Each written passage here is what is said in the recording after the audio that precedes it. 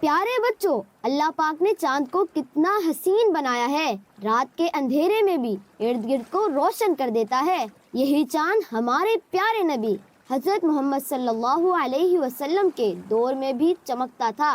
صحابہ کرام رضی اللہ تعالی عنہم نے بھی اسے دیکھا ہوگا۔ بالکل۔ اور ہاں دوستو، ایک اور بات سناؤں۔ صحابہ کرام رضی اللہ تعالی عنہم کہتے ہیں کہ جب وہ اللہ پاک کے آخری نبی حضرت محمد صلی اللہ علیہ وسلم کے چہرے کو دیکھتے اور پھر چاند کو دیکھتے تو نبی کریم صلی اللہ علیہ وسلم کا چہرہ چاند سے زیادہ روشن اور حسین لگتا تھا۔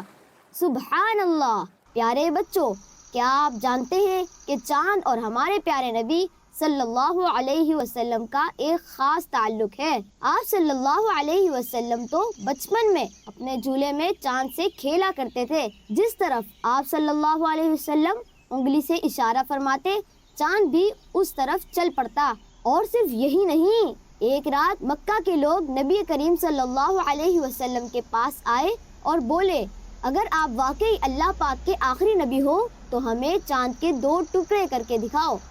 پیارے بچوں، ہمارے پیارے نبی صلی اللہ علیہ وسلم نے اللہ پاک سے دعا کی اور پھر آسمان کی طرف انگلی سے چاند کو اشارہ کیا۔ پھر کیا ہوا؟ اللہ پاک کے حکم سے چاند کے 2 ٹکڑے ہو گئے۔ سبحان اللہ۔ آئیے چاند کو دیکھ کر پڑھی جانے والی دعا پڑھ لیتے ہیں۔ اعوذ باللہ من شر ھذا الغاسق۔ ترجمہ: اللہ پاک سے پناہ طلب کرتا ہوں اس تاریک ہو جانے والی برائی سے۔ اس طرح کی اچھی اور معلوماتی باتیں جاننے کے لیے دیکھتے رہیے مدنی چینل۔